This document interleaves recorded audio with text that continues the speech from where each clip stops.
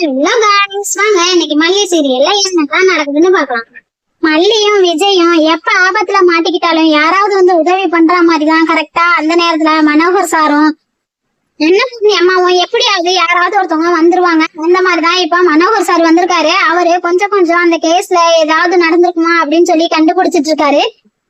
கண்டுபிடிக்கும் போது மனோகர் சாரு கதிரேசன் சார வர சொல்லி மீட் பண்ணி பேசுறாங்க. உங்களுக்கு சுடரு லாஸ்டா போன் பண்ணிருந்தால, அந்த போன்ல அவ என்ன சொல்லியிருந்தா உங்ககிட்ட அப்படின்னு சொல்லி கேக்குறாங்க. அவங்க என்ன சொல்றதுன்னே தெரியாம கதிரேசன் சாரு திருன்னு முழிச்சிட்டு இருந்தாங்க. போது ஒருவேளை கதிரேசன் சார் தான் சுடரை கொலை பண்ணிருப்பாரோ அப்படிங்கறதுல ஒரு டவுட் வருது. கதிரேசன் சாரு மனோகர் சார்கிட்ட ஏதோ சொல்லி மழுப்பிடுறாங்க. உடனே மனோகர் சாரு மல்லி கிட்ட போன் அடிச்சு நீ சொன்னதெல்லாம் உண்மை அப்படின்னு சொல்லி கேக்குறாங்க. அதுக்கு மல்லி சொல்றாங்க, வெண்பா பொய் சொல்ல மாட்டா, வெண்பா என்கிட்ட சொன்னது எல்லாமே உண்மைதான் அப்படின்னு சொல்றாங்க. மேனேஜர் சாரும் யோசிச்சுட்டே இருக்காரு, என்ன இவ இப்படி சொல்றா அப்படின்னு சொல்லி யோசிக்கிறாங்க.